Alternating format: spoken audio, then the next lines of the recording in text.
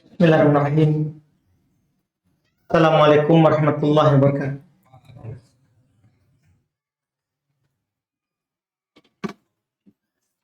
Innal hamdalillah nahmaduhu wa nasta'inuhu wa nastaghfiruh wa na'udzu billahi min syururi anfusina wa min sayyiati a'malina. May yahdihillahu fala mudhillalah wa may yudlil fala hadiyalah.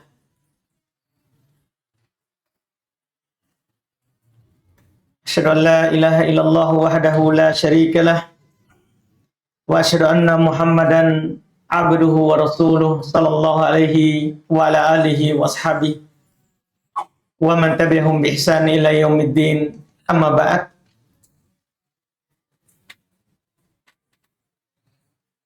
Alhamdulillah, pada malam hari ini kita di majelis ke-48 di pembahasan Kitab Tauhid.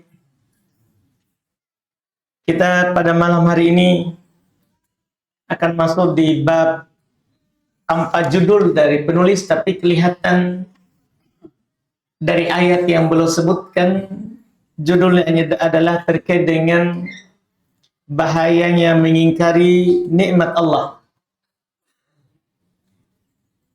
Kita tentunya ketahui bersama di dalam kehidupan ini kita tidak pernah terlepas dari yang namanya nikmat Allah. Apapun yang kita rasakan, yang kita dapat di kehidupan dunia ini, itu semua semata dari Allah Subhanahu wa ta'ala. Wa ma bikum min ni'matin faminallah. Tidak ada sesuatu apapun yang kalian dapatkan berupa nikmat, maka itu pasti dari Allah. Dan nikmat Allah ini sangat banyak, tidak bisa kita hitung kebaikannya. Allah katakan, wa in ta'uddu ni'matallahi la tuhsuha. Jika kalian menghitung-hitung nikmat Allah, kalian tidak akan mampu membilangnya. Biar habis angkatan, belum mampu menghitung kebaikan Allah Subhanahu wa ta'ala yang diberikannya kepada kita. Maka kewajiban seorang hamba adalah mensyukurinya.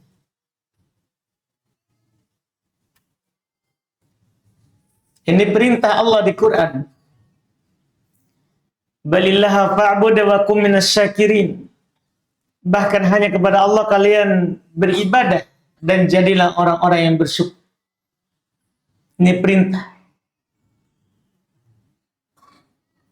di Quran. Dan sangat banyak ayat yang seperti ini. Maka sesuatu yang merupakan cacat di dalam tauhid, ketika seorang sadar bahwa apapun yang dia rasakan berupa kebaikan itu nikmat dari Allah, kemudian dia ingkar. Pengingkarannya macam-macam, tentunya akan disebutkan oleh penulis sini. Apakah menyandarkan nikmat itu kepada selain Allah? Selain Allah juga macam-macam. Ada kepada patung, orang soleh, pohon, kuburan. Bahkan bisa dikatakan selain Allah kalau dia sandarkan kepada bapaknya, dia sandarkan kepada kakeknya, dia sandarkan bahkan kepada usahanya. Itu masuk mengingkari nikmat Allah.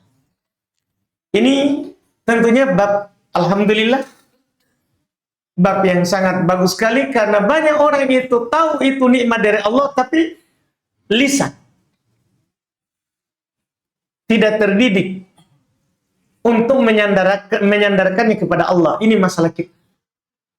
Seperti contoh-contoh yang beliau akan bawakan. Contoh banyak di lisan Arab, nggak tahu kalau lisan kita. Iya, nanti akan belum contoh.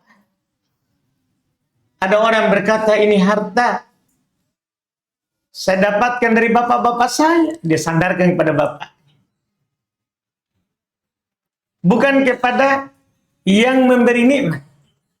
Dia sandarkan kepada sebab, bukan kepada yang menciptakan itu sebab. Ini masuk dalam pengingkaran terhadap nikmat Allah. Itu disandarkan pada bapaknya saja sudah salah. Dalam bab penyandaran. Kecuali dalam bab pengabaran, kalau tanya, dari mana kita dapat ini? Alhamdulillah saya warisi dari bapakku, itu pengabaran namanya. Dia kabarkan kepada orang. Nah, kalau dalam bab penyandaran tidak boleh.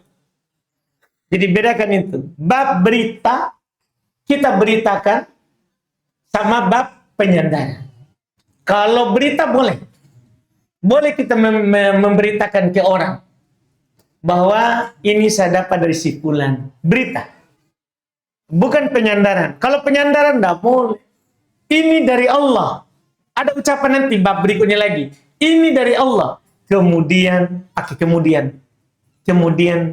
lewat tangannya si fulan. Itu dalam bab penyandaran.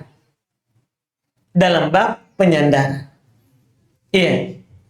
Ini nanti bisa syirik lafaz, syirik kecil, dan bisa mengantarkan kepada syirik besar, kecuali itu bentuknya disandarkan kepada sembahan selain Allah, langsung syirik besar. Seperti ucapan-ucapan musyrikin dulu, ini karena syafaatnya sembahan kami selain Allah, syirik besar kalau ini. Karena dia sandarkan kepada apa? Sebab yang tidak zahir, sebab yang tidak nampak, karena mereka tidak bisa sama sekali memberi manfaat, tidak bisa sekali memberikan mudarat. Bagaimana bisa memberikan nikmat? Kalau ini jelas, ini kesyirikan musyrikin yang dulu. Tidak boleh, maka perlu kita baca ini. Belum hanya bawakan satu ayat, kemudian ucapan dari para ulama menafsirkannya. Kata beliau, babun qaulullahi ta'ala. Bab Allah subhanahu wa ta'ala berfirman, ya'rifuna ni'matallahi thumma yunkirunaha wa aktsaruhumul kafirun. Mereka mengenal nikmat Allah, mereka tahu itu dari Allah, kemudian mereka mengingkarinya, dan kebanyakan mereka adalah orang-orang yang kafir. Itu kufur nikmat. Kebanyakan mereka adalah orang-orang kafir, kufur nikmat. Baikkan, Mbak, di hadits terkait dengan istri ini, ketika suaminya berbuat baik kepadanya, kemudian dia bilang suatu saat suaminya berbuat tidak baik, langsung dia bilang, tidak pernah betul kamu melakukan kebaikan pada saya. Satu kali kesalahan gugur seluruh kebaikan. Itu saja dianggap oleh Nabi SAW yakfurna.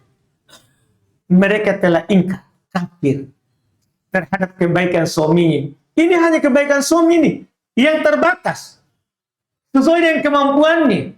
Mereka dianggap kafir ketika tidak menghargai kebaikan suaminya.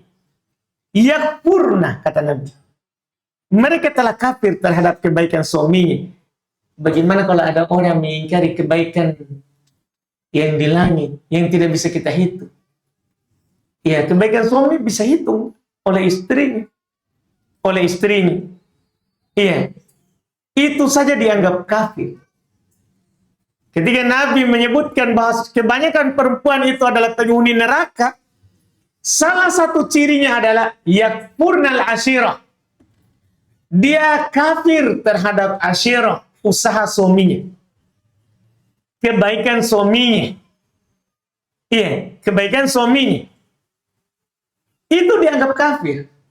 Bagaimana kalau orang yang mengkafiri kebaikan Allah yang tidak bisa dihitung, tidak bisa dijumlah, yang mana kebaikannya bukan seperti kita ini. Iya. Jauh. Bahkan tidak boleh dibandingkan. Iya. Tidak boleh dibandingkan. Tapi di sana kata Allah, ya'rifuna nikmat Allah. Mereka mengetahui nikmat Allah. Tsumma yunkirunaha, kemudian mereka mengingkarinya. Bagaimana cara pengingkarannya nanti? Akan kita sebutkan sebentar. Kemudian mereka mengingkarinya. Wa aktsaruhumul kafirun. Kebanyakan mereka kafir. Karena sedikit hamba itu yang bersyukur. Allah katakan, faqalilum min ibadiyas syakur. Sangat sedikit dari hamba-hambaku itu yang bersyukur. Sedikit. Iya, karena lebih banyak yang tidak bersyukur. Bab ini Masya Allah disebutkan di Tauhid, padahal bab ini adalah bab syukur nikmat. Mungkin kita nggak sangka bahwa ini ternyata pembahasan Tauhid. Iya. Mensyukuri nikmat. Banyak orang memasukkannya di pembahasan akhlak dan adab. Iya. Akhlak orang baik adalah syukur nikmat. Tapi ini penulis masukkan dalam bab tauhid karena mengingkarinya adalah cacat terhadap tauhid. Kalau ada orang tidak menyandarkan nikmat kepada yang memberikan kepada yang memberikannya nikmat, cacat tauhid. Iya, cacat tauhid. Ini sisi dimasukkannya di sini. Kata Syekh Abdurrahman bin Nasir As-Sa'di rahimahullah, al-wajibu 'alal khalqi idhafatun ni'ami ilallah. Yang wajib bagi makhluk, kita semua ini, yang wajib bagi makhluk adalah menyandarkan nikmat itu kepada Allah. Qaulan wa i'tiraf. Apakah secara lisan atau secara pengakuan hati? Kewajiban kita adalah sandarkan nikmat itu kepada Allah. Dapat nikmat, alhamdulillah. Akui dalam hati, itu nikmat dari Allah. Itu kewajiban. Itu kewajiban. Wa bidzalika yatimu tauhid. Lihat kata Syekh Abdurrahman bin Nasir As-Sa'di. Dengan hal tersebut sempurna tauhid seorang. Tidak dianggap sempurna orang itu punya tauhid kalau nikmat masih disandarkan kepada selain Allah. Dengan hal itu sempurna tauhid. Faman angkaroni amallahi biqalbi wa lisani fadzalika kafirun laisa ma'ahu minad dini syai'un. Barang siapa yang mengingkari nikmat Allah dengan hatinya atau mengingkari nikmat Allah dengan lisannya, maka hal itu menjadikan dia kafir. Tidak ada agama bersamanya sedikit pun. Na'udzubillah. Na'udzubillah. Dan setelah itu beliau berkata, fa inna syukra alladhi huwa ra'sul iman mabniun ala thalathati arkan.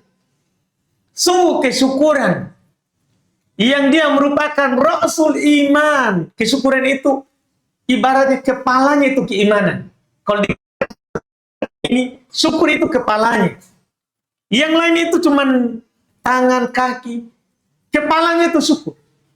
Itu adalah kepalanya iman. Mabniun ala thalathati arkan. Dia terbangun di atas 3 rukun. Kalau ada di kita 3 rukun ini, kita syukur. Tapi kalau ada, kita bukan syukur. Biar namata syukur. Percuma namata begitu, Bapak tak kasih. Kalau kita tidak ada ini 3 rukun. Apa itu? Kata Syekh Abdurrahman bin Nasir saat ini masih belum. I'tiraful qalbi bi ni'amillahi kulliha alaihi. Hati kita mengakui semua yang ada pada kita ini nikmat dari Allah. Semua, apapun yang kita punya. Biar hari ini masuk di masjid, nikmat itu. Kita ini kan masalah kita ini. Kadang itu kita bilang nikmat kalau ada uang tak dapat. Ada yang kasih sesuatu, wah nikmat ini. Kita tidak rasa kalau masuk masjid itu nikmat. Banyak orang sana tidak masuk masjid karena tidak ada nikmat kesempatan. Tidak ada nikmat kesehatan. Itu, iya. Kita sendiri masuk, alhamdulillah, nikmat. Tapi masalahnya, ada nggak kita masuk masjid? Alhamdulillah. Hari ini ada nggak? Atau belum? Begitu. Nggak jamin kita absen. Saya saja belum tentu, Pak. Kan kita ini semua lalai. Seperti yang dibilang oleh Nabi di hadits Ibn Abbas, riwayat Imam Al-Bukhari, nikmatan maghbunun fihi ma katsirun minan nas. Ada dua nikmat, banyak orang itu lalai darinya. Karena dia tidak rasa itu nikmat. Karena di pikiran kita juga, itu bukan nikmat itu.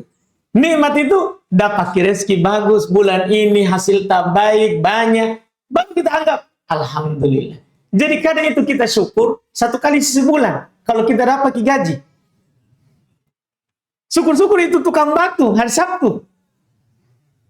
Iya, tapi kita ini kadang masuk uang tak. Masuk gaji tak di rekening. Ya, alhamdulillah. Jadi sekali sebulan. Padahal kata Nabi, sungguh benar ini yang Nabi bilang. Nikmatani maghbunun fihi ma katsirun minan nas. Ada dua nikmat. Ada dua nikmat. Kebanyakan dari manusia maghbun, terlalaikan darinya. As-sihhatu wal faragh. Punya kesehatan, punya kesempatan. Sehat masuk masjid. Kesempatan kita punya masuk masjid. Ada waktu tak? Nikmat itu. Tapi jarang kita bilang alhamdulillah. Jarang kita bilang begitu. Bahkan tidak sedikit dari kita ini lalai dari pengajaran Nabi. Kalau kita minum, alhamdulillah. Makan, alhamdulillah. Kita ini tusuk makin berapa tusuk di luar, Nabi bilang alhamdulillah. Padahal di Nabi bilang kalau satu kali makan, alhamdulillah. Satu kali minum, alhamdulillah. Tapi kita begitu. Iya. Lalai dari hal tersebut. Lalai dari hal tersebut. Banyak sekali nikmat, tapi kita lalai. Apalagi ini masalah pertama. Rukun pertama.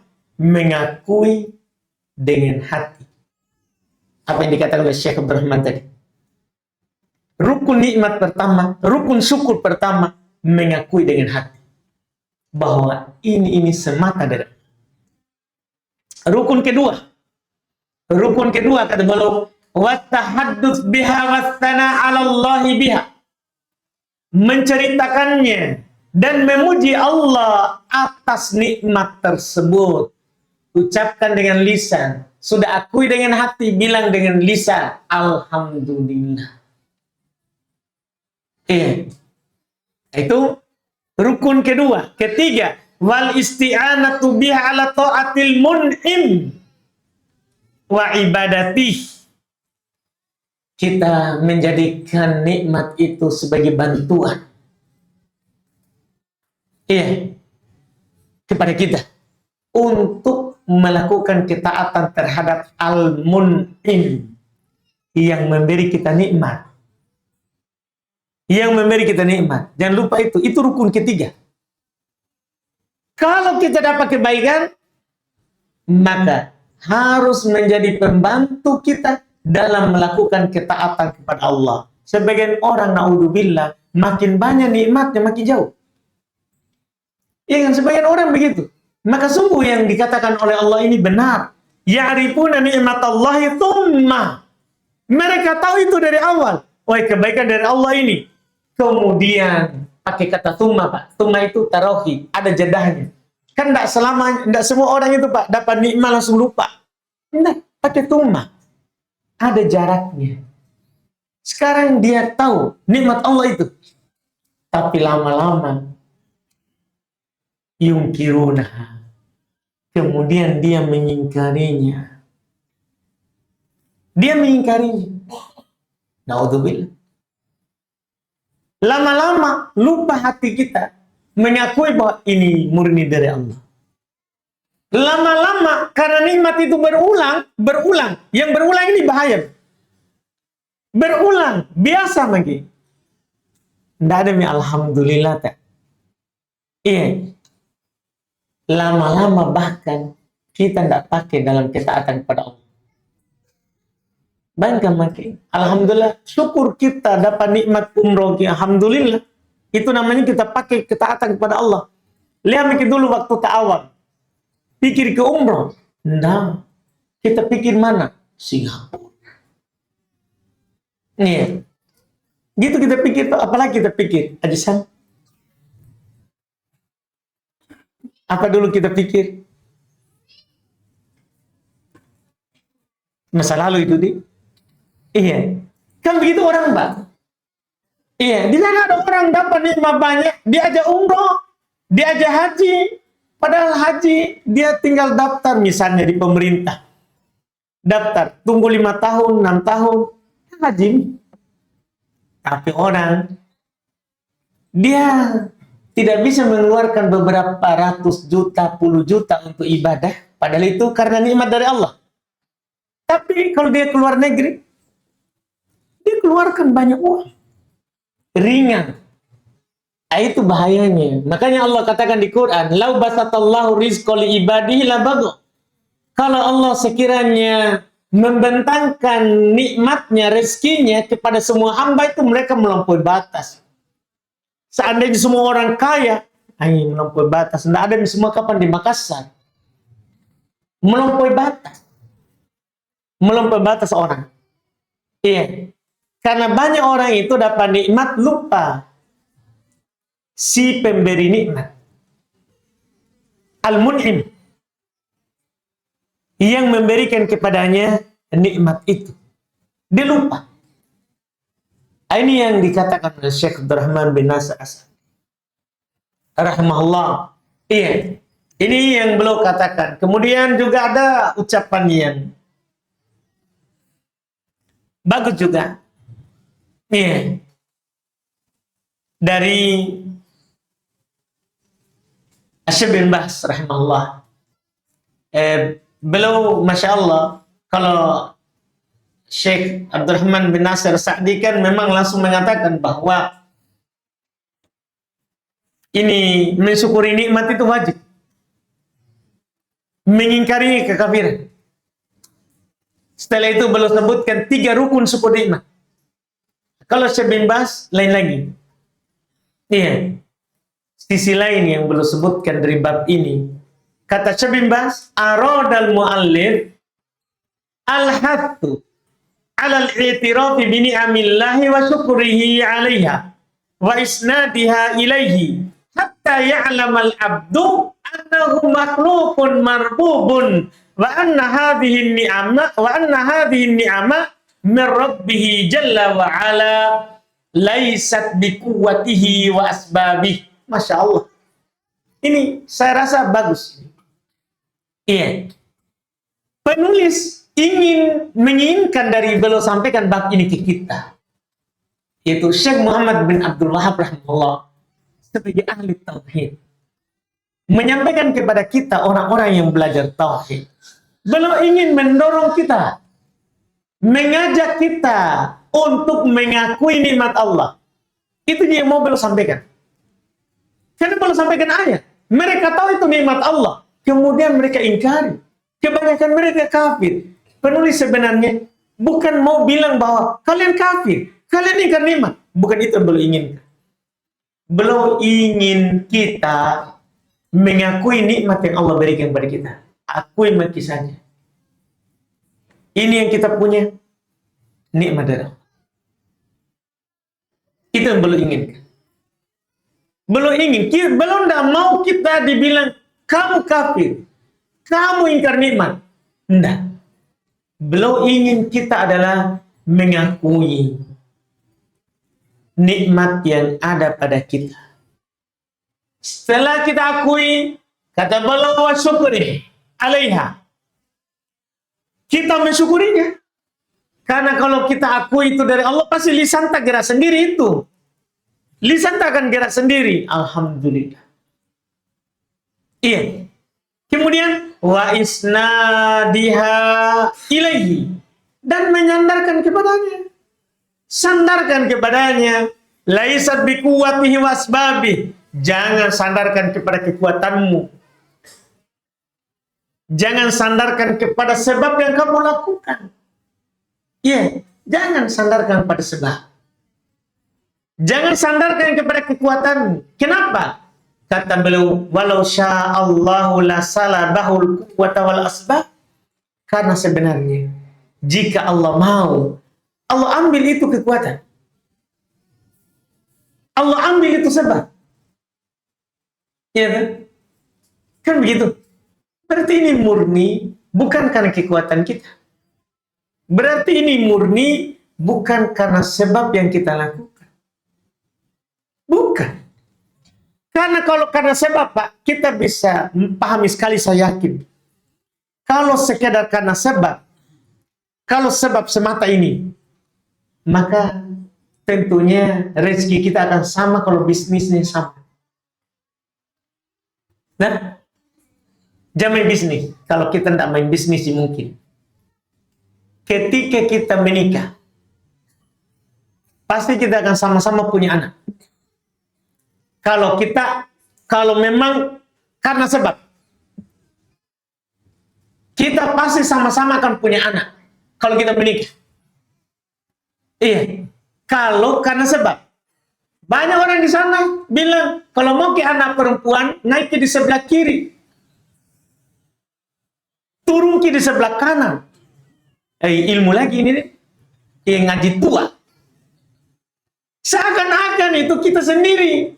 Jadi kita sandarkan kepada diri kita ini apa?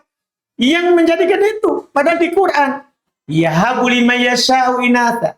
Allah yang memberikan hibah kepada siapa yang dikehendaki, perempuan. Dan Allah juga yang menghendaki memberikan kepada siapa yang dikehendaki, laki-laki. Allah juga yang menghendaki bahwa seorang hamba ini dia akan punya sepasang laki-laki dan perempuan. Dia juga yang menghendaki orang itu menjadi akimah, menjadi mandul, tidak punya anak. Itu kan semua langit. Di langit yang menentukan itu, bukan naik turun tak. Biar tidak naik, tetapi jadi kalau Allah kehendaki. Berteriak-teriak saja. Jadi kalau Allah mau. Ke Adam tidak ada ibu bapaknya. Jadi tonji. Itu kan bukan sebab ini. Hawa tidak ada ibunya, bapaknya saja. Jadi Isa ibunya saja, tidak ada bapaknya. Jadi ada orang ada ibunya, ada bapaknya, tidak ada anaknya. Itu menunjukkan ini yang sebebas mau kasih tahu ke. Jika Allah ingin mengambil itu kekuatan, ingin mengambil itu sebab, tidak ada yang jadi. Berarti kekuatan dan sebab itu dari Allah. Ini yang mau disampaikan di sini. Ini yang mau ditekankan. Sebenarnya beliau ingin mengajak kita bahwa syukur nikmat. Iya. Aku itu dari Allah. Aku itu dari Allah. Orang yang sempurna tauhidnya adalah orang yang mengakui nikmat yang ada padanya itu dari Allah semata. Bukan karena kekuatannya, bukan karena sebab yang dia lakukan. Iya. Bukan karena kekuatannya dan bukan karena sebab yang dilakukan. Bukan berarti kita tidak melakukan sebab. Tetap lakukan sebab. Cuman kalau jadi jangan sandarkan pada sebab. Salahnya orang kan di situ. Setelah jadi dia sandarkan kepada apa? Sebab. Itu kesalahannya. Orang yang bertauhid tidak jatuh di situ. Orang yang bertauhid tidak jatuh di situ. Kata beliau rahimahullah, qala Mujahid ma makna. Mulai beliau jelaskan tafsir dari ulama terkait dengan ayat tadi. Berkata Mujahid, apa yang semakna dengannya? Wa qaulu rajul, dia adalah ucapan seorang, hadza mali waradtu an abai. Ini ucapan seorang yang tahu nikmat Allah, kemudian dia kafir, ingkari. Ini adalah ucapan seorang, ini hartaku, saya warisi dari bapak-bapakku. Bayangkan. Ini masuk tidak syukur nikmat. Dia sandarkan nikmat yang dia punya. Harta yang dia punya kepada siapa? Kepada bapaknya. Iya. Ini tidak boleh dilakukan. Nanti insya Allah di bab 2, nanti bab istilah ini lagi tanpa judul, akan dikasih tahu nanti ucapan yang benar. Dan demikian pula nanti di bab-bab setelah. Tidak boleh kita ngomong murni begini, ini hartaku, saya warisi dari bapak-bapak. Kan ini ucapannya korun. Nah, kita tidak lupa ini bukan ucapan korun. Yang dengannya dia ditenggelamkan ke tanah. Ketika datang Musa, kaumnya Musa yang diutus untuk pungut zakatnya, dia bilang, ini kan saya warisi dari bapak-bapak. Padahal dia dulunya orang susah. Dia dapat berkah dari usahanya atas doa Musa. Kan begitu. Musa yang mendoakan. Akhirnya usahanya bagus. Tapi setelah dapat, dia bilang, dari bapak. Nah, ini masalah.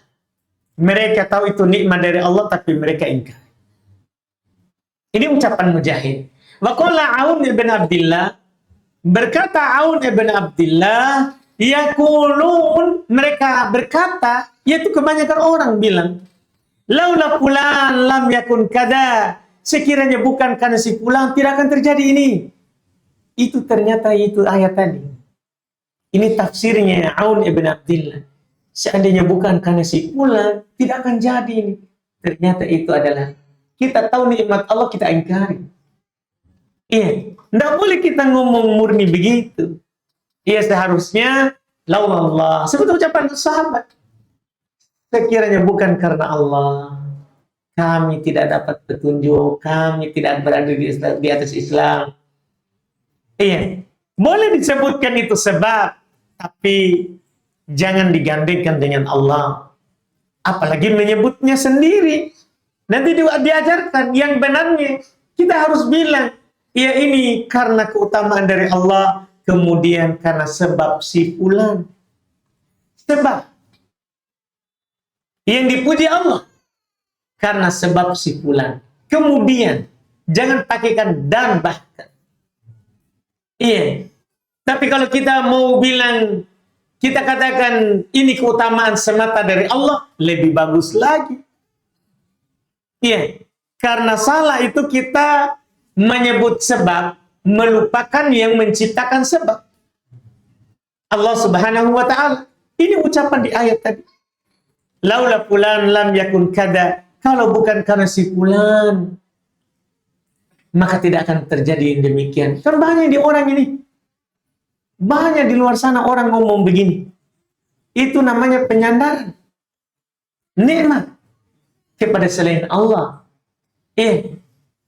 Ini adalah kesalahan dalam lisan, dalam menyandarkan nikmat. Qala Ibnu Qutaibah, berkata Ibnu Qutaibah, kata beliau, yaqulun, mereka berkata, ini lebih parah ini Pak, yang ini. Yaqulun, mereka berkata, hadza bi syafaati alihatina, naudzubillah. Ini karena syafaat sembahan-sembahan kami. Banyak orang itu punya keyakinan dia kaya karena sudah dari sana. Ini kurang rezekinya ke sana lagi. Banyak rezekinya karena dari sana. Banyak begitu orang. Ini tidak diragukan kalau yang seperti ini adalah orang yang sudah keluar dari Islam. Iya. Dikatakan oleh Syekh Ibnu Taimiyah rahimahullah, kalau ada orang yang mengatakan laulal walil fulani ma hasala kada wa kada, kata Syekh Ibnu Taimiyah, fahada syirkun akbar. Iya, kalau ada orang berkata seandainya bukan karena wali, si wali pula, maka akan terjadi demikian dan demikian. Ini adalah syirik besar. Ini syirik besar ini, Pak. Kalau tadi itu, ya bisa dikatakan dibandingkan ini, mendinglah. Karena itu syirik lafaz, syirik kecil. Selama dia yakini Allah pemberi nikmat, cuman dia sebut orang lain. Dia sebut orang lain. Itu kan salah penyandaran. Syirik lafaz itu. Syirik kecil. Tapi yang ini, yang mengatakan sekiranya bukan karena wali fulan, akan terjadi demikian dan demikian. Ini syirik akbar. Orang yang mengatakannya batal keislamannya, keluar dari Islam, naudzubillah. Iya, keluar dari Islam, naudzubillah. Ini tafsir dari Ibnu Qudaybah. Qala Abul Abbas. Berkata Abul Abbas, yaitu Ibnu Taimiyah rahimahullah, ba'da hadits Zaid ibn Khalid alladzi fi, setelah hadits Zaid ibn Khalid yang padanya Allah Ta'ala yaqul, bahasanya Allah Subhanahu wa Ta'ala berfirman, asbaha min ibadi mu'min bi wa kafir. Di waktu subuh ini ada di antara hambaku yang beriman kepadaku dan ada juga yang kafir. Ini terkait hadits al-hadits wa qad taqaddam. Hadits ini telah lewat, yaitu terkait dengan orang yang menyandarkan hujan ya kepada bintang dan ada yang menyandarkan hujan kepada Allah. Sudah lewat haditsnya, sudah lewat di pembahasan perbintangan. Bahwa ada dua hamba ketika hujan, dua orang. Dua jenis manusia kalau hujan. Ada orang yang dihujani, dia bilang, bifadlillahi wa rahmatih. Ini karunia dari Allah dan rahmatnya. Tapi ada orang hujan, ini karena bintang ini sudah terbit. Nah, makanya kata Allah, di pagi hari ini ada hambaku yang beriman kepadaku dan ada yang kafir. Itu. Yang berkata hujan karena keutamaan dari Allah, itulah yang beriman kepadaku. Yang berkata ini hujan karena bintang sekian bulan dan bulan, maka ini telah kafir kepadaku. Syekhul Islam Ibnu Taimiyah setelah menyebutkan hadis ini, kata beliau, wa hadza katsirun fil kitabi was sunnah. Ini banyak dalam kitab dan sunnah. Yadummu subhanahu man yudifa in'amahu ila ghairihi wa yusyriku bih. Banyak dalam Al-Quran dan sunnah Allah Subhanahu wa Ta'ala mencela orang yang menyandarkan nikmatnya kepada selainnya dan menduakan Allah dalam nikmat tersebut. Naudzubillah. Banyak sekali Allah cela yang seperti ini. Qala ba'dus salaf, berkata sebagian salaf, wa huwa kaqaulihim, dia seperti ucapan mereka, kana tirihu thayyibah wal mallahu hadiq. Iya, kalau bagus apa namanya itu di laut, pelayarannya bagus, dia bilang angin lagi bagus dan kaptennya cerdas, pintar. Ini masuk. Ini yang dikatakan oleh salaf. Kenapa bagus sekali ini? Cuaca. Anu juga tahu siapa dulu yang pegang kemudinya. Ya banyak orang pergi mancing, pulang bawa ikan, siapa yang disebut? Kan padahal ikan itu kan Allah yang kasih suruh makan itu di bawah. Coba Allah tahan tidak makan. Mana ada ikan mau makan pancingan? Lebih baik dia makan ikan yang di laut daripada kita itu bohongi ikan. Kan begitu. Tapi Allah itu yang membuatnya pergi makan pancing, kan begitu. Tapi setelah itu kita sandarkan. Nah, ini masalah. Iya. Allah yang berbuat, yang disandarkan kepadanya kebaikan itu malah selain Allah. Ini namanya ya'rifuna ni'matallahi tsumma yunkiruna. Mereka tahu itu nikmat dari Allah, kemudian mereka mengingkarinya. Ini sebenarnya ucapan ini dikatakan oleh salaf. Angin lagi bagus dan yang membawa kapal ini bagus, cerdas, pintar. Wa nudzalika mimma huwa jarin ala alsinati katsir. Dan yang semisalnya dari apa-apa yang berjalan dianggap biasa di atas lisan-lisan orang banyak, orang umum menganggap itu biasa, padahal itu adalah menyandarkan nikmat kepada selain Allah. Naudzubillah. Ini banyak terjadi, bahkan orang lakukan dan ucapkan itu tanpa menyadari bahwa dia telah melakukan kesalahan. Dia telah melakukan kesalahan. Ini yang beliau sampaikan di bab ini hanya satu ayat saja dan ucapan-ucapan dari ulama tafsir. Alhamdulillah kita cukupkan. Insya Allah kita masuk lagi di bab berikutnya. Insya Allah di pertemuan depan. Sudah masuk?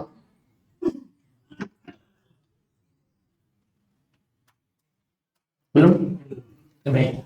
Kalau belum, sini ada pertanyaan kertas. Ustaz, bagaimana kalau kita sholat di belakang imam berkecepatan super? Sehingga kita tidak mampu membaca Al-Fatihah sampai selesai. Apakah langsung ikut ruku? Dan apakah harus tambah rakaat? Iya. Kalau seperti ini sebenarnya, dan kita kalau tahu, jangan sholat di belakangnya. Kita pilih masjid lain. Apalagi kita di Makassar ini kan, alhamdulillah, satu lorong banyak masjid. Setiap lorong ada masjidnya. Kita di Makassar ini, Masya Allah, nikmat. Jadi kalau kita sudah tahu, itu kalau orang tidak tahu, walaupun di masyarakat juga sebenarnya, saya pernah saksikan di masjid dekat rumah. Ada orang, tiba-tiba masuk imam, orang tua juga biasa. Cuman, Masya Allah, belum sempat ruku dia sudah naik. Iya. Saya saksikan sendiri, berikutnya lagi dia mau maju. Jamaah lagi. Ditahan itu bapak, tua. Dia bilang, saya memang biasa. Tapi ditahan. Jadi memang sebenarnya bukan hanya kita yang tidak suka padanya. Memang orang-orang tidak suka orang seperti ini. Didatangi sholat, mau istirahat. Ini sholatnya mau patah punggung. Cepatnya begitu. Iya, jadi kalau seperti itu sebenarnya itu bagus sekali. Itu sudah bagus. Seharusnya orang yang seperti itu dihalangi menjadi imam. Dihalangi menjadi imam. Iya, jangki imam. Walaupun dia mengaku dirinya bagus. Iya, tapi kalau sudah membahayakan orang lain, karena imam tidak boleh hanya dirinya. Harus dilihat orang lain. Makanya Nabi isyaratkan, man amman nas falyukhaffif fa inna min wara'ahu dhaif wal kabir was saghir wadal haj. Siapa yang ingin mengimami manusia, ringankan orang. Jangan membuat orang itu susah dalam sholat.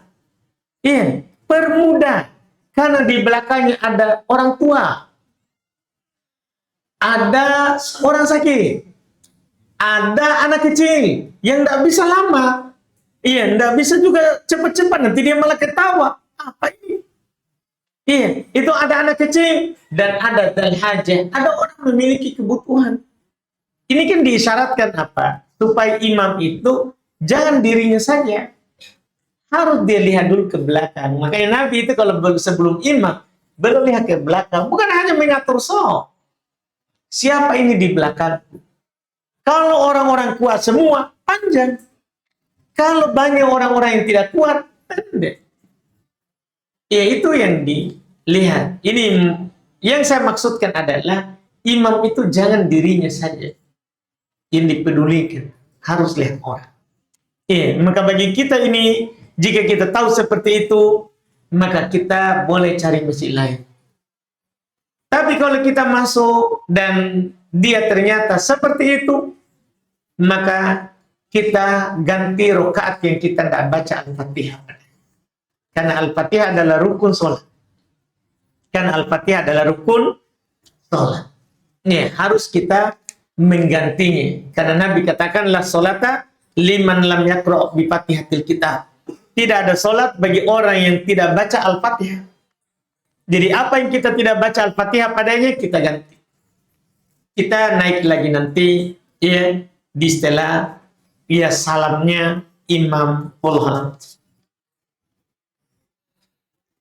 Ustaz, ada seorang wanita yang menginginkan keturunan, sedangkan suaminya tidak akan bisa memberikan keturunan menurut dokter. Dokter menyarankan untuk menyuntik yang didonor oleh orang lain. Pertanyaannya, apa hukumnya perempuan yang menerima suntikan donor tersebut? Apakah ini masuk dalam bagian kias atau bukan?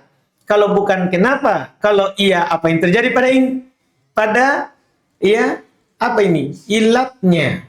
Tidak boleh ya. Ya tidak boleh kalau dari orang lain. Mani orang lain bercampur nanti nasab. Yang boleh itu maninya suaminya yang dibuahi di luar dengan sel telur dari istrinya tadi. Ya. Dari sel telur dari istrinya tadi. Kalau itu tidak bisa, ya bersabar. Kalau memang dia mau sekali punya anak, boleh minta khulu. Kalau memang mau sekali dia tidak punya anak, boleh dia minta khulu. Kalau memang begitu. Iya, kalau memang seperti itu. Iya, darurat ini. Dia akan mati kalau tidak punya anak. Begitu. Iya, maka boleh dia minta khulu. Iya, karena mau dapat tahu oleh suaminya. Saya sudah isyaratkan tadi bahwa Allah Subhanahu wa Ta'ala lah yang menentukan kita itu punya anak atau tidak, bukan suami kita. Iya, karena suami kita juga tidak lahir dalam keadaan ibu bapaknya mandul kan? Nah, buktinya ada suami kita. Iya, ini murni takdir. Tadi itu ayat yang saya isyaratkan itu surah apa itu ya? Surah apa itu? Saya lupa. Yang menjelaskan bahwa Allah lah yang kasih kita keturunan dan yang kasih kita ya mandul. Surat Asy-Syura. Mas. Iya. Surat Asy-Syura ayat 49 50. Boleh kita baca. Iya. Kalau mandul begitu, tidak pantas sebenarnya minta cerai. Minta cerai itu kalau senjatanya tidak bangkit. Itu boleh. Kita paham juga? Iya. Gimana, Gira? Cocok ucapan itu? Cocok. Iya, itu boleh. Kalau mandul, enggak. Kenapa? Karena ini ayat. Bagus ini, baca ini ayat. Iya. Baca ini ayat. Surat Asy-Syura 49 50. Luar biasa ini ayat. Terkait dengan orang yang punya anak atau tidak punya anak. Jadi di awal ayat 49 Allah katakan begini. Lillahi mulkus samawati wal ardh. Punya Allah lah. Ya. Kerajaan langit dan bumi. Allah yang berkuasa di langit dan bumi ini. Bukan kuasa harta. Iya. Yakhluqu ma yasha. Allah mencipta apa yang dia mau. Yahabu liman yasha'u inatha. Allah memberikan anak kepada siapa yang dikehendaki dengan inah, anak perempuan. Wa yahabu liman yasha'u dhukur. Dan Allah Subhanahu wa Ta'ala memberikan anak laki-laki liman yasha, kepada yang dia kehendaki, bukan kepada yang kita kehendaki. Bukan. Kepada siapa yang Allah kehendaki. Au yuzawwijuhum dhukrana wa inatha. Atau dia Allah yang memberikan kepada seorang keturunan yang berpasangan. Ada anak laki-laki, ada anak perempuan. Allah itu. Iya. Yang kasih itu. Kemudian Allah katakan juga setelahnya, wa yaj'alu may yasha'u aqimah. Dia Allah yang menjadikan siapa yang dia kehendaki menjadi hakim, mandu. Iya, jangan salahkan suami kita. Siapa yang tahu dia lahir normal kan? Iya, Allah yang jadikan dia tidak punya anak. Iya. Tidak pantas dia minta cerai dengan itu. Tapi kalau seperti yang saya bilang tadi, kalau memang bisa mati ini, kalau tidak punya anak, minta cerai. Daripada kita ambil maninya orang, kan bercampur rasa. Kita ini Islam, Mbak. Islam ini datang untuk menjaga akal, datang untuk menjaga badan, datang untuk menjaga agama, datang untuk menjaga kehormatan, datang untuk menjaga nasab, keturunan. Masa somita tidak mancungi, tiba-tiba keluar bule, mancungi? Kan apa kata orang? No, anak siapa ini? Bercampur nasab. Bercampur nasab. Iya. Nggak bisa kita bilang, mungkin dulu kakeknya bule. Nah, semua saya itu, Pak. Ada mama, bapaknya. Kan gitu. Kalau bukan mamanya, ya bapaknya. Kalau bukan dua-duanya, campur nasab. Campur nasab, jangan ditempuh. Iya, sekali lagi itu tidak boleh ditempuh. Kita harus paham bahwa Allah lah yang menjadikan kita itu seperti itu. Iya, makanya di pembahasan ulama rahimahumullah, mandul ini bukan alasan untuk minta cerai. Iya, tidak punya anak itu bukan alasan untuk minta cerai. Bagi perempuan. Alasan itu tadi yang saya katakan di awal. Kalau ia si kecil tidak lagi ada keinginannya ya. Alhamdulillah. Bapak-bapak tahu semua kuliah ini. Ya, alhamdulillah. Itu baru boleh. Ya sudah diapa-apain, tidur terus. Sementara kita butuh. Iya. Maka boleh kita minta hulu. Wallah alam. Sudah ada? Kita ada dulu.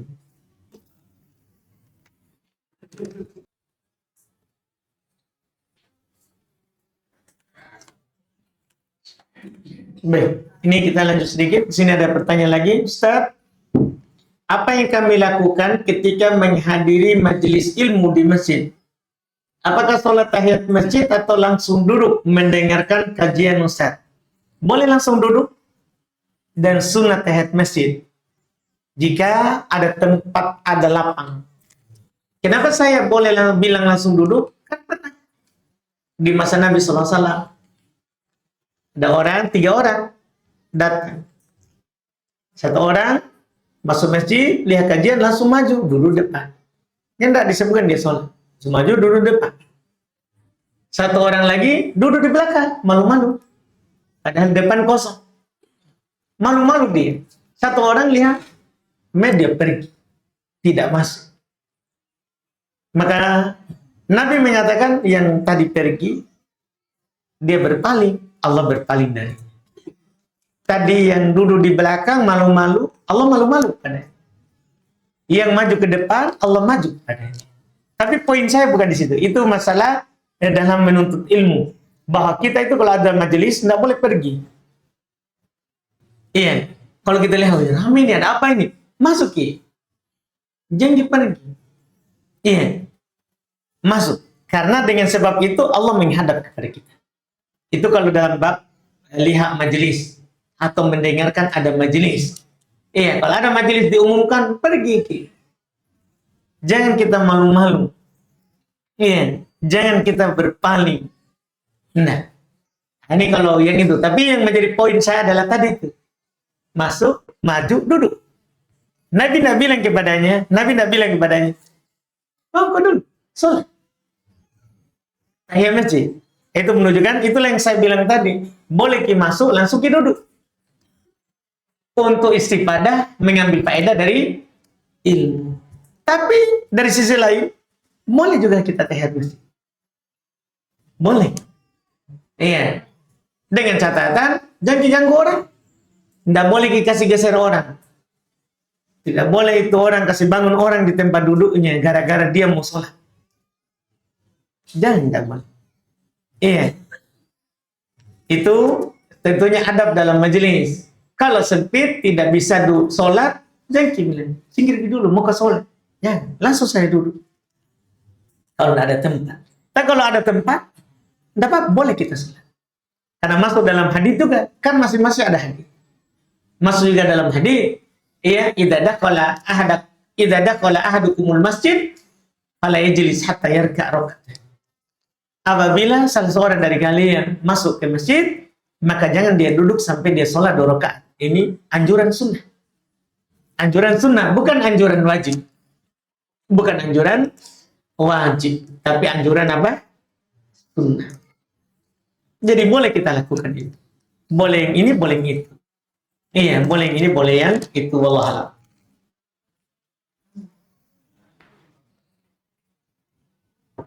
Iya, Pak. Saya takut-takut kalau kita ini, Pak. Silakan, Pak. Waalaikumsalam warahmatullahi wabarakatuh.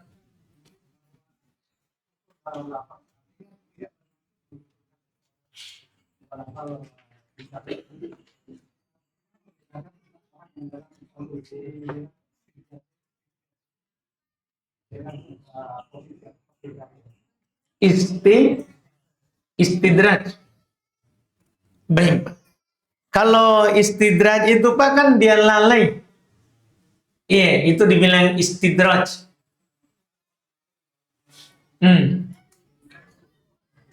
Betul, Pak. Jadi kan memang ada bentuknya orang hanya lalai sehingga dia tidak syukur nikmat.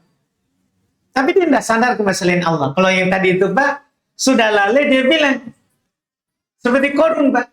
Maka saya isyarat ke Korun tadi sedikit karena memang dia begitu. Susah dulu. Orang susah itu Korun, orang miskin. Datang Musa, sahabatnya, kaumnya namanya Musa. Dia doakan supaya dia punya keahlian emas. Memang keahliannya memang begitu dia. Keahliannya emas. Didoakanlah supaya berkah. Berkah tumbuh begitu. Tapi setelah itu lalai. Bukan hanya lalai. Setelahnya disalahkan adalah dia sandarkan nikmat itu. Ini adalah saya warisi dari bapakku, dari bapak. Padahal dia tahu asalnya. Begitu. Kalau lalai itu sudah istidrot, sudah salah. Itu sudah salah. Nanti tambah salah kalau disandarkan ke selain Allah. Begitu, Pak. Allah Allah. Ringan pertanyaan hari ini, Pak. Alhamdulillah. Ustaz, ketika mau kredit syariat, di awal kita tidak pernah dijelaskan soal harga cash, hanya menjelaskan DP dan angsurannya. Dan setelah barang itu ada, salesnya meminta biaya lagi di awal, meminta biaya lagi di awal, tidak dijelaskan. Apakah ini sesuai syariat, Ustaz? Nah, sesuai syariat itu dia jelaskan dulu. Dia jelaskan juga, ini kalau kita beli cash, sekian.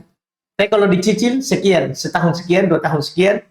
Kan beda-beda sesuai dengan nilai barang nanti ke depan. Tidak apa-apa, beda harga jual cash sama kredit. Tidak masalah, itu bukan dua harga. Karena dia nanti itu kan penawaran namanya, belum akad. Mau cash atau kredit. Itu namanya penawaran, bukan menjual dengan dua akad. Nanti kan setelah itu kita yang pilih. Sisanya sisa 1 akad. Kita yang pilih cash, kita yang pilih kredit. Jadi kita kasih tahu dulu. Iya, kita jelaskan semua dulu. Bahkan kita yang beli, jadi langsung iya. Baca dulu baik-baik itu surat akadnya. Iya, karena kadang orang itu, Pak, yang begitu-begitu itu udah kasih panjang di akadnya. Supaya tidak dibaca. Itu akal-akalan orang yang menamakan syariat. Dia dibilang syar'i. Kenapa syar'i ini panjang sekali? Kasih pendek saja. Ketika kita kasih panjang, ada yang kita sembunyikan itu. Iya, jangankan pembeli itu yang mau baca. Saya saja disuruh baca, malas nih. Nah, masa kredit syariah akadnya puluhan halaman? Padahal kan mudah sekali ya. Dibilang apa jaminannya? Karena ini masih cicil. Kan gampang. Siapa saksinya? Kan orang masuk utang piutang. Harus ada 2 saksi. Siapa penjaminnya? Kan ringan saja ini. Ringan saja. Iya. Tapi orang dibilang akad kredit syariah. Syar'i. Tapi baik. Akadnya setengah mati dibaca. Iya. Ini apa ini? Supaya orang tidak baca. Supaya langsung main. Orang kan pasti malas nih. Datang diajukan di meja. langsung tanda tangan. Di mana saya tanda tangan? Begitu dia langsung. Nah, baca dulu. Biar menjamkan langsung akal hari ini. Bawa pulang saja dulu itu lembaran. Iya kan? Bawa pulang ke. Kalau kita sendiri tidak mampu baca, gantian sama istri tak. Gantian sama anak tak. Gantian nih. Daripada masuki diri lah. Jadi kesalahan orang itu tidak baca. Terus terang banyak orang itu tidak baca ke akal. Betul, boleh jual beli cicil. Tidak diragukan itu disepakati. Boleh jual beli cicil, tapi harus dibaca itu. Harus baca itu akad. Seperti ini kita ini, jangan ke akad. Selama kita belum jelas. Jadi perjelas dulu semuanya. Karena berselisih setelah terjadi akad itu masalah. Ya, itu akan banyak masalah di belakangnya. Wallahu a'lam. Jika kerjasama dengan investasi untuk membeli produk seharga 100 juta, kemudian kita menjualnya seharga 110 juta secara kredit ke pembeli, hingga ada margin fix 10%.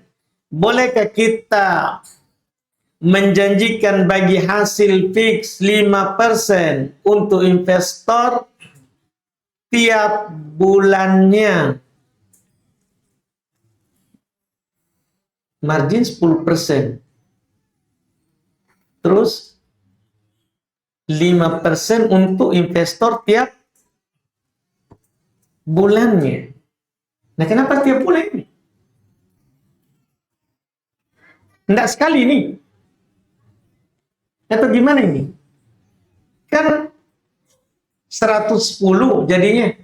Kenapa jadi setiap bulan? Gimana ini? Siapa punya ini? Apa maksudnya ini? Karena kenapa setelahnya jadi setiap bulan? Ya? Jual kredit. Kan cuma 10%. Limanya apa? Dari setiap dicicil. Jadi dia cicil berapa misal?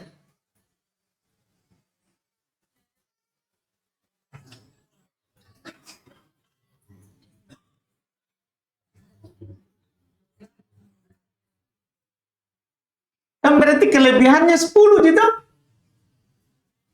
10 juta gitu. 110. Itu untungnya.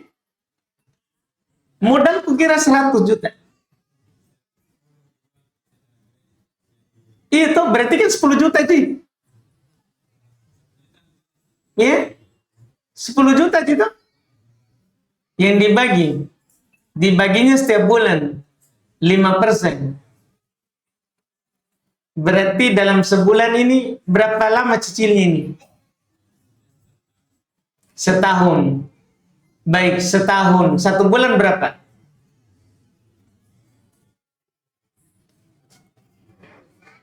Setahun kan 12 bulan. Ya? 9,1.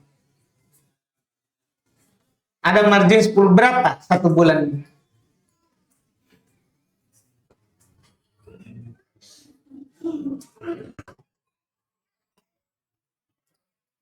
Masanya cuma 10 juta ini. Kan 10 juta jadi marginnya. Berarti yang dibagi itu 12 bulan 10 juta, Ji. Tahu yang dibagi 2? Hah?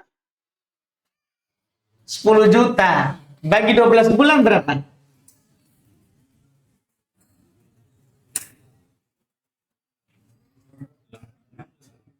Hanya 800, tak?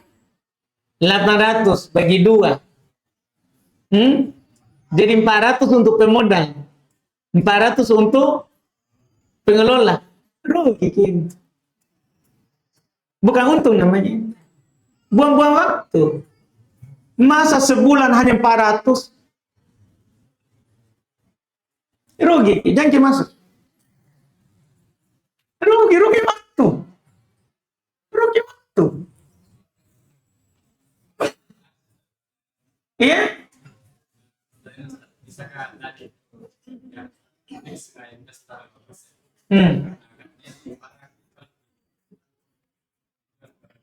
Pesannya dari mana? Dari keuntungan atau dari modal?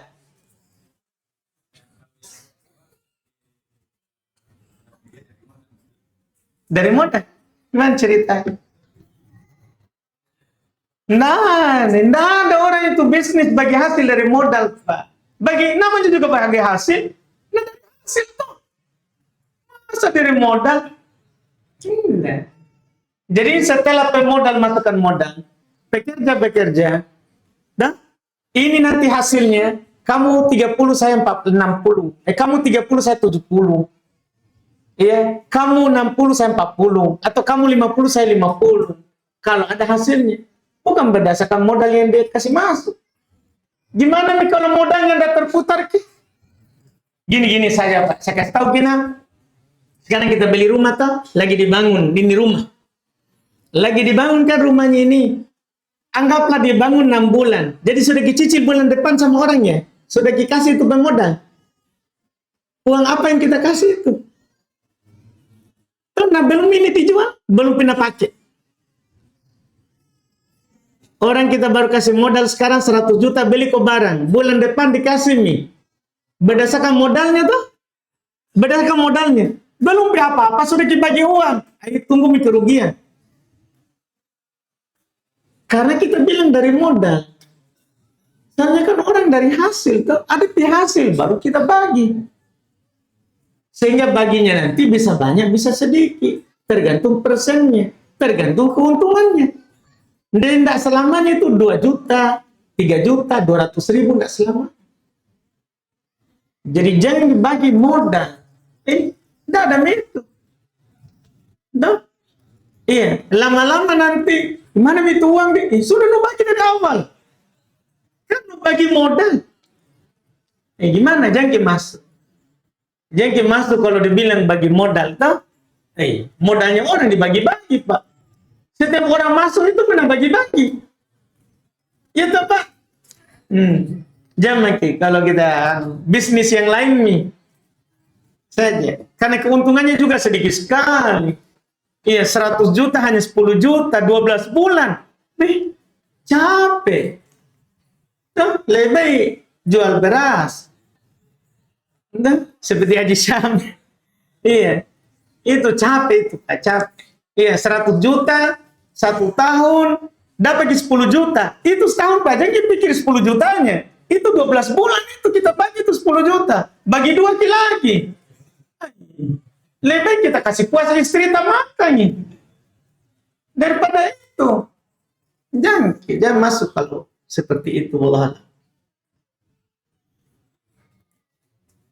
Sudah ini cukup ya? Cukup marah-marah sama saudara itu ya? Alhamdulillah. Cukup dulu berarti. Alhamdulillah. Nanti lagi ini insyaallah nanti terlalu panjang. Kita cukupkan dulu. Subhanallah. Hamdik. Assalamualaikum warahmatullahi wabarakatuh.